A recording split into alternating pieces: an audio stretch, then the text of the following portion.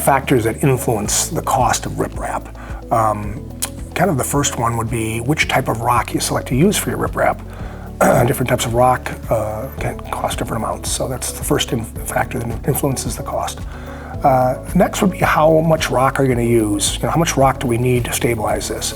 And that is determined by both the height of the shoreline and the depth of the lake in that area. So the higher your shoreline is from the water, obviously the more rock it's going to use to stabilize it. And the quicker that your water gets deep in front, at the base of your shoreline, the more rock it's going to take to fill it in. So that's another big factor that determines how much you're actually going to need. Another influencing cost would be access.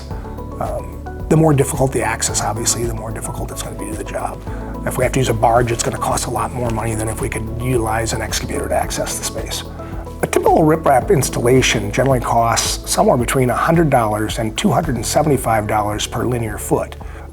All the factors that we talked about a moment ago influence where you fall in that range. So that would suggest that the average shoreline that's maybe 100 feet long could cost you somewhere between $10,000 and $27,500.